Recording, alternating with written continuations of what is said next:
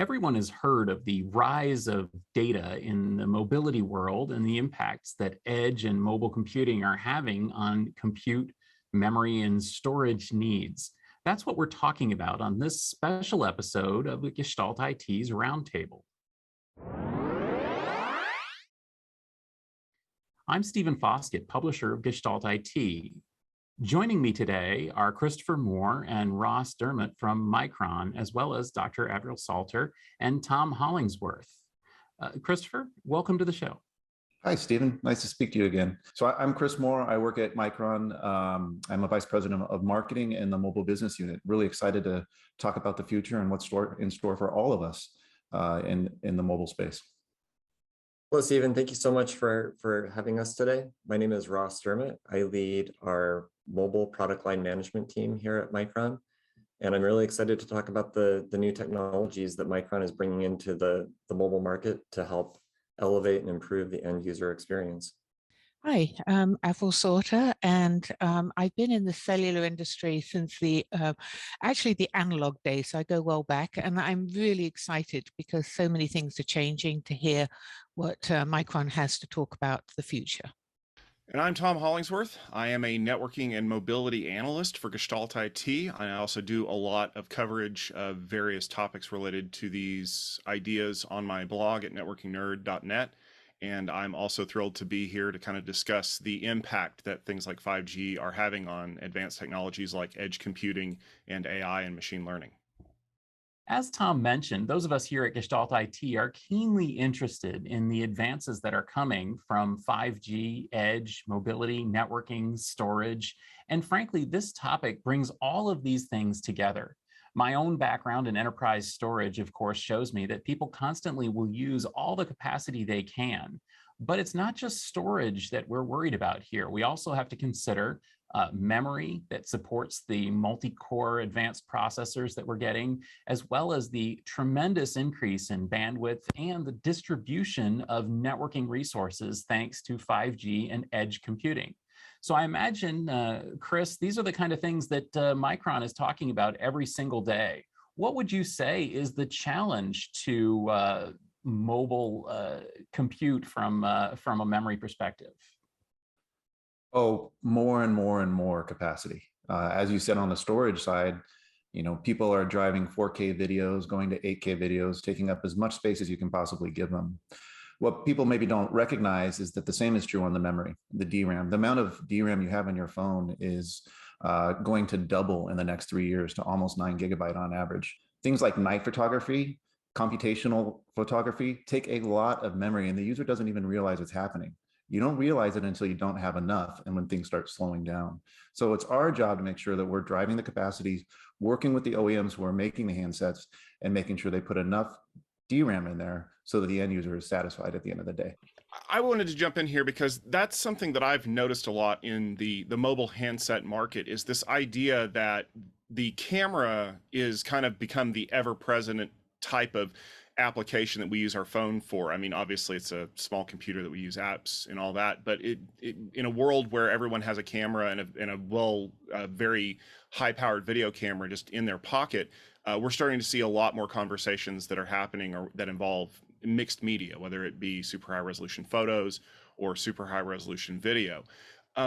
What is it about computational photography that is so memory intensive? Because if I believe the hype that's out there are chips that just magically take care of this. So is there a huge component to working memory that requires me to kind of have to do a lot of processing on these images before that I'm ready to share them with my friends? Yeah, actually. So first of all, just the image resolution itself, right? As you're going to 4K to 8K video, I personally am one of those people that you're talking about. I'm taking videos of my kids doing sports all weekend. So the resolution of the file itself is going to drive more memory. On top of that, the artificial intelligence engines in your phone, these edge devices, are so powerful today that they're able to autofocus. They set the color tone. They can even allow you to do editing on the fly very, very easily, suggesting what you want to see where. So there is a lot of computation going on in your phone that makes your experience with the camera, with the video, actually seamless. Making things seamless is really hard to do and takes a lot of memory.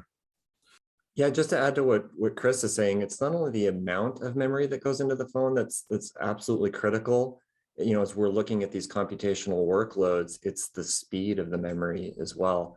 At Micron, we're constantly focused on increasing the density of DRAM that goes into the phone and the speed of that DRAM. If you look at the continued evolution of and capabilities of low power DRAM, that's the type of DRAM that goes into the smartphones that we're talking about. The previous generation was capable of running at 6.4 gigabits per second. That was the absolute fastest data rate that you could get out of that technology. If you look at the technology that we just introduced late last year, it's called LPDDR5X. LPDDR5X extends the bandwidth and the speed capabilities of low power DRAM to 8.5 gigabits per second. That's a huge increase in speed. And really going back to these computational workloads that we're talking about, the photography and video capabilities of these handsets, they really rely on those types of speed improvements to have a seamless, fantastic experience for the end user. Yeah, another benefit that you get when you go faster is actually lower power. It extends the battery life longer too. Because we're able to transfer the data back and forth to the processor quicker, that processor can go into sleep mode more often. So if you're not aware of it, most of the time your phone is sitting there in sleep mode and not drawing a lot of power. That's why it can last for a day or two on one battery charge. But when you're taking these pictures, when you're running the apps, the processor itself has to turn on. And if it's sitting there waiting for the data to come back from the LPDRAM, it's turned on longer. So these speeds that Ross is talking about are actually really important in extending the battery life. It's not just the seamless photography or video or editing. It's actually giving you a better user experience in terms of who wants to have their phone die on in the middle of the day. So let me ask this question, kind of related to this idea of low power usage, and the word that I've seen used is something like a duty cycle. We've seen handset manufacturers who started to use software to kind of control that battery consumption. I'm assuming that Micron has done a great job of building this technology so that it doesn't impact the way that battery life usage is going in these devices, because I can tell you, the fastest handset in the world is a great idea in theory, but if it only has like a 2-hour battery life, nobody's going to buy it. How do you guys optimize your hardware to make it more efficient so that we can get these supposed all-day run times on these devices? That's a really good question, Tom. The way that we do that at Micron is really build up an environment, really a simulation environment and a hardware environment that replicates the user experience and really the model of what an end handset user will have throughout their day. We look at the different types of applications they'll be running. We look at how long they're running those applications. We look at different types of users. We look at heavy gamers, people that are really into photography, people that spend a lot of time on Snapchat or TikTok. We build up those models, and then we benchmark our products, both DRAM and NAND, in those user models to make sure that we're really optimizing the product and fine-tuning the product to get the absolute best benefit for the end user. As Chris mentioned earlier, it's optimizing our power consumption to ensure that the end user has the best possible battery life in their phone. And then we're also looking at, again, how these workloads and our ability to support these workloads give the end user a seamless, fantastic user experience where we have low latencies and fast response times. One of the really fun parts of the job is looking at what's coming, right? About 3-4 years ago, we started spending quite a bit of time looking at foldable screens, which are now pretty common. The pretty large company out of Korea is selling millions and millions of phones with a foldable screen. And those screens come in two different ways. One in a small form factor that folds in half, like the old Motorola phones that you've seen. And the other ones open up. And one of the things that we found that was really interesting with these foldable screens and the change of the form factor is it's going to allow your workflow to change on your phone. And we're actually really starting to see this today. Andrew actually supports multitasking, true multitasking, where you can have multiple windows open at the same time. So again, coming back to what Ross was saying, it's really interesting in our job of saying, how is the phone going to look in 3-4 years? Try to get ahead of that and then optimize the system around it. Because guess what? When you have multitasking going on in a handset, you're going to need more memory. Again, you're going to need fast memory because you're going to be switching between these applications. And you want it to be seamless and you don't want it to kill your battery life. So we're thinking about what's coming 3-4 years from now all the time. That's really the great part of working at Micron and what we do. Yeah, can I build on that a little bit? Because Ross, you're talking about looking at the data and how people are using it. And you're right, people are going towards more multitasking. What other major trends are you starting to see that will give us those insights into the future? That's a great question, Dr. Salter. As we look out into the future, again, you look at the capabilities of phones today and the ability to edit on the fly, to have contextual awareness, just the image quality and image resolution that we see today. If you look out into the future, there's a clear trend that all of those things will continue. We will continue to see better and better image quality. We'll see better and better image editing capabilities, contextual awareness. As Chris mentioned, if you look at a typical user's workflow and how they like to edit, run concurrent applications, the phone's ability to handle those types of workloads and those types of user applications is only going to continue. And then if you look at what 5G does in combination with the hardware capabilities that we're talking about today, having the data streams and the massive amounts of data available to the end user through 5G networks, combined with the hardware capabilities that just continue to grow and expand, really, I think the sky is the limit, and it's really up to anybody's imagination in terms of the types of applications and user models that we can expect to see out in the future. So two follow-on areas, if I can pursue this a little bit more. One, we've got this whole area of wearables, right? And again, that also drives a lot of memory. I'm doing more and more on my wearables as well as my smartphone, or sharing between them. I'd like you to get your perspective on that. And also we have this emerging market where we see 5G going into enterprise environments. And I could definitely see enterprise usage of smartphones being a little bit different, and also driving the memory requirements considerably. Any perspective on those two markets? I'll jump in on this one. I've got my smartwatch. You can't see it underneath my clothes right now, but I think it's been an interesting conversation over the last 10, 15 years, everybody talking about the power of a phone, of the handset, and some saying that it's going to cannibalize the PC market.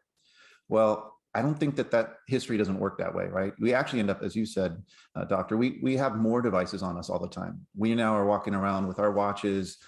Maybe someone will have their glasses at some point in the near future. You're still going to have your phone and you have your PC. So convergence actually, to me, means you're converging with the usage across multiple devices. You're not just going to have one device. So you're right. And all of these devices do take memory. You need to have memory in order to function at any kind of compute at all.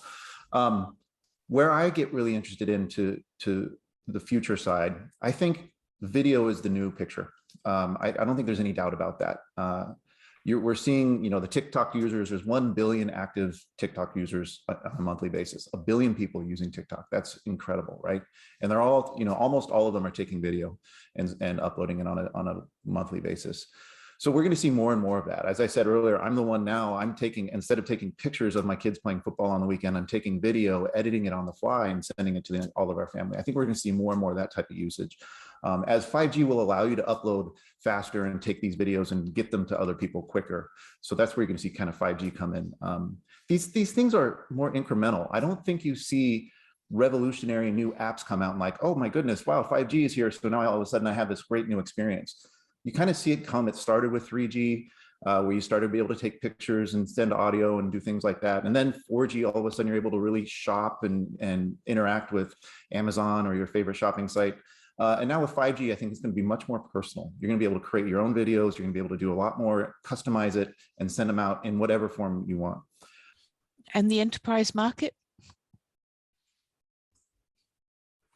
I mean, I'm an enterprise user myself today, right? So I'm sitting here talking to you through video, through a 5G network.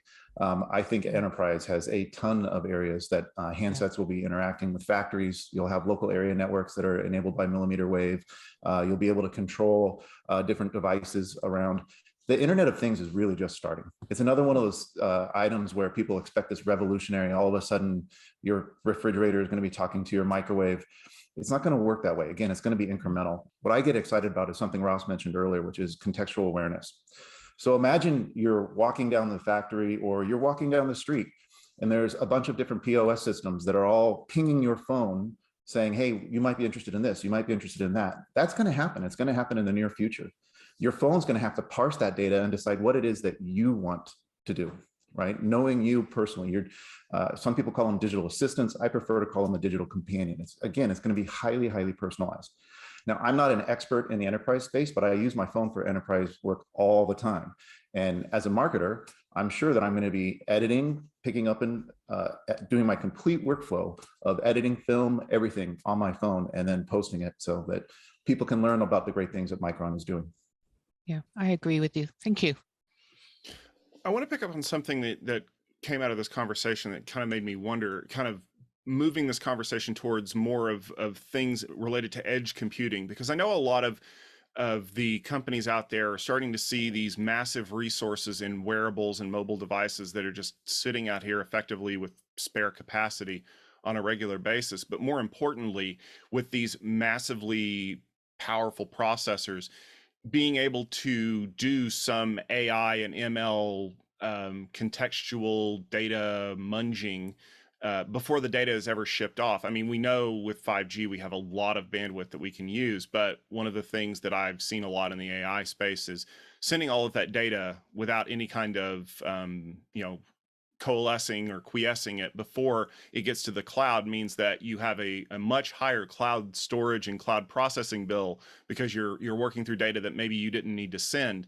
Whereas some application developers are now starting to look at the possibility of saying, well, what if I had an AI algorithm built into my app that could do a little work on this data before I ever shipped it off, so I don't have to pay quite so much for cloud storage. Now, the converse of that is obviously the handset would have to be powerful enough to be able to run that algorithm. So what kind of role does a fast memory spec play in that whole development process? And as a developer, should I be talking to manufacturers and saying, listen, if you really want me to give you the full power of these applications, you need to put something like this in the handsets for me to use? Yeah, Tom, that's a great question. It's a really great call out. And it's absolutely the trend that we're seeing where, historically any AI type workloads were really managed in the cloud away from, the device, the edge. Over the last couple of years, as we've seen the emergence of 5G, as we've seen the continued increase in capabilities in the hardware that resides inside the handset, the ability to do more and more AI-based processing inside the device itself continues to grow. The demand is there for that capability. As you said, if you're an apps developer, you want to be able to manage the AI-based processing within the handset. That's going to give the end user the absolute best experience. It's going to have the lowest latency. As Chris mentioned earlier, there are so many applications that we have today where there are real-time, computational algorithms being processed in the background that really allow you to make adjustments and really have an evolving user experience real-time as you're using that application. And again, going back to your point, Tom, the hardware inside the phone is absolutely foundational to those capabilities, and the DRAM specifically is a key component in really enabling device-based AI processing and computations. Yeah, I would just add to that. Great explanation, Ross. What I'm really excited about in the relatively near future is when that digital companion becomes personalized. Today, it's all done in the cloud. There's 3 or 4 different platforms. You can pick your Siri, you can pick your Google, but they don't work together very well. That's because they have to be in the cloud, and everyone obviously wants to monetize their own AI algorithms, right? Where I see computation power moving in the handset is where all of that inference, all of that data can be managed at your edge device by an app, as opposed to in the cloud. Now, again, this is when your device becomes highly personal to you. Now that app is running and can contact the Googles, can contact Alexa, and it becomes your true hub. It's your personal hub. And now it gets really exciting. I mentioned already I have some children. Well, what happens if that app is actually teaching your children to read at a young age and grows up with you? That's the future. That's where this is going, right? And hopefully it'll be in such a way that it's not so focused on monetization, but it's actually focused on personalization and growth, helping humanity grow and get better. Yeah, so if I can put my hat on here as the host of the Utilizing AI podcast here, AI at the edge is one of the topics that we discuss quite a lot, and the need for data. And on the storage side, one of the observations I've made over the years is that your use of storage tends to expand to fill all the storage capacity you have available, which is why you have an ever increasing size of your smartphone storage and your cloud storage as well. On the AI side, we've actually noticed a really interesting trend, and it reflects some of what Tom brought up, and of course what everyone has been talking about, which is that the ability to process data using machine learning has perversely increased the collection of data in order to feed itself. In other words, because we have more machine learning in mobile devices, it actually drives a trend toward increasing the amount of data points that we're ingesting, because those data points can be used. Because previously it wouldn't make sense to be collecting things, but now we're collecting more and more and more. And it's sort of a self-reinforcing trend, just like that trend in storage was. Also, as you point out, we're definitely seeing a trend toward much more powerful AI at the edge, whether it's in mobile devices, as pointed out, or in industrial IoT, which is increasingly going toward video as well. And all of this, it seems to me, is linked with 5G. But yet it seems that many people don't think about the impact of these technologies on memory. They think about it in terms of CPUs or special purpose processors or batteries or storage. But again and again, people don't realize that memory is an intrinsic part of this application stack as well. I imagine, Micron, one of the things that I've seen is that all of these things that I've just mentioned, whether it's general purpose CPUs or special purpose ML processors, all of these things need a special kind of memory to go with them. Is that right? I mean, are you getting involved even earlier in the design process for these technologies? That's a great question and a really great call out, Stephen. When you look at the increasing capabilities of CPUs and processors, whether it's on a handset or some other end device, they really need increasing capabilities in the DRAM. For anybody that doesn't know, DRAM in the end device is really what the CPU uses to perform its calculations. And to perform those calculations quickly, it needs very fast DRAM paired up with it. And so, Stephen, to your question, as far as increasing needs of the end device, or increasing needs of these architectures that we're seeing, faster speeds, faster CPU capabilities, we are absolutely working within the rest of the ecosystem to understand future needs, where the rest of the industry is going. We partner very closely with, first and foremost, the handset OEMs to understand their roadmaps, the products that they plan on developing, the problems that they're trying to solve.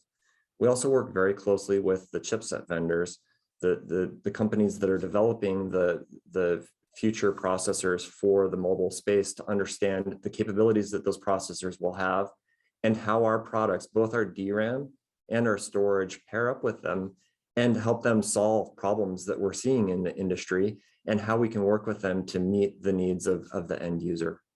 In addition to that, one of the, again, exciting, you can tell I like my job. I love talking about how great Micron is. We have some of the most innovative engineers in the world, around the world, actually, ranging from Singapore to China to Boise, Idaho to San Jose, California, inventing new technologies that we can't tell you about today, but that will come out in the future and will be paired with a processor, and will change the way that networking works and the way that the cloud works. Very, very exciting stuff coming down. So it's it's really fun on our day job to go see what's going on with the handset. And then it's even more fun when we get to step away from the day job and see these really, really bright people and what they're working on that's going to truly transform from the enterprise to the PC to the mobile handset, and how the interface works between the CPUs that are coming out. There's going to be more and more specialized CPUs as well. I firmly believe that, particularly with ARM and how well ARM is doing, right? There's just going to be more finely tuned CPUs for specific applications, and they're going to want to see finely tuned memory for those applications as well. So I think you're going to see more of that. There's always going to be the general purpose DRAM. The scale of that market is just so big, just like the scale of the storage market. And between PCIe and UFS, you're still going to have those. But I do believe you'll also start to see some more niche memory interfaces and things working in with specialized compute. Well, thank you very much for that. Tom, you're the networking nerd. What do you make of this whole discussion? Well, I think it's fascinating to understand that a lot of the infrastructure that we consume on a regular basis kind of has these hidden pieces that we don't necessarily worry about. I mean, it wasn't that long ago when if you picked up a average mobile handset, you didn't even know how much DRAM it had. And now it's becoming a selling point. Oh, well, we have more of this because it turns out more and more of our processing is being done on these mobile devices. I know people who basically use their phone or their tablet as their primary computing device. And so I think as the applications become more and more robust and more full-featured, that need to have faster and faster memory is going to be very important. And if you don't believe that, I challenge you, go pick up a phone that's even 3 or 4 generations old, try to use modern software if you can even get it installed, and tell me if you can't see the difference. Absolutely. And Dr. Salter, you've been involved in mobile for a very long time. What's your reaction to the trends? Yeah, so this is really a challenging space for us, right? Because 5G is changed so much. It's introduced the small cell. We're going up to millimeter wave. We're going to get really, really high data rates. It's putting a lot of power into the devices. And we've also got these really exciting applications like you've been talking about, IoT, the enterprise market, AI in the devices. And the need for memory is going to grow. And telling me two times in 3 years, I'm like, no, that's not enough. we need it to be even better. But what I find particularly exciting, and I almost wish we had more time to talk about, is this customization of memory, fine-tuning it for these different purposes. I think that's really fascinating. And I think that could be a really exciting space to watch for in the next few years. And I really look forward to seeing something coming out on that front. Absolutely. Ross, any summary from you?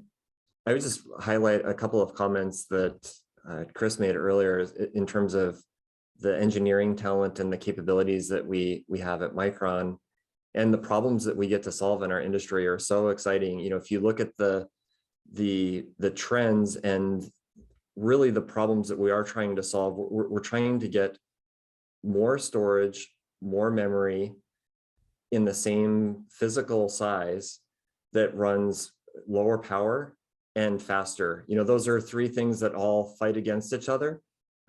They create a really, fun challenge for all of us at Micron, our engineering team. And those are challenges that we are absolutely going after, and we continue to evolve our technology, and we're focused on delivering the absolute best DRAM and storage technology to the mobile industry that we possibly can. And Chris, I'll let you have the last word here in this discussion. Well, first, I want to say thank you, Stephen, for having us today. Always fun to take time out and do something like this where we get to talk about all the fun stuff we're doing. I think Ross put it very, very well on all the innovation that we have going on at Micron. And I guess I'll do one last plug. Go check us out on LinkedIn, on Twitter, or your favorite social media network.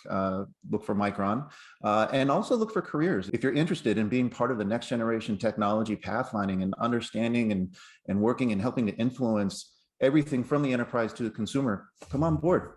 We'd love to meet you. Excellent. Well, thank you very much for that. Tom, you did mention it. Where can people catch you and find you on social media if they want to continue this conversation?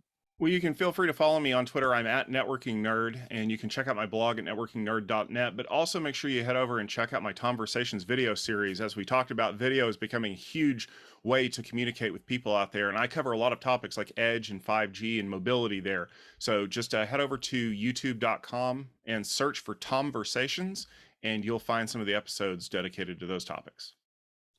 Dr. Salter, where can we continue the conversation with you? Oh, well, I hide myself quite well.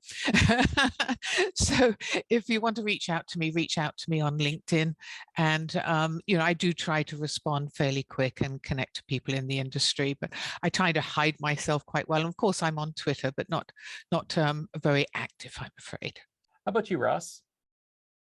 Stephen, I just wanted to thank you again for your time, Tom, your time, and Dr. Salter, your time as well. It's been really great talking about the exciting technologies that Micron is delivering to the mobile market, and we continue to focus on solving the problems and the needs of the industry.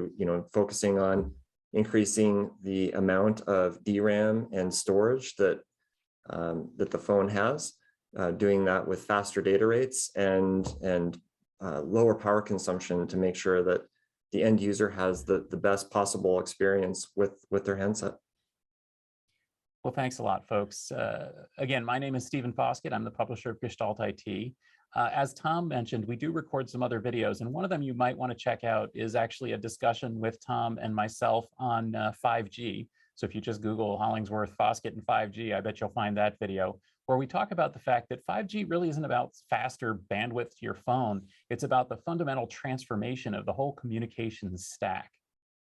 Thanks for joining us for this special Gestalt IT Roundtable discussion. If you enjoyed this, please do check out our website, gestaltit.com, or find us on YouTube at youtube.com/gestaltitvideo. You can subscribe on the blog or on YouTube and catch more episodes of our podcasts that we've mentioned, as well as special episodes like this, which was brought to you by Micron. Thanks for joining us, and we'll see you soon.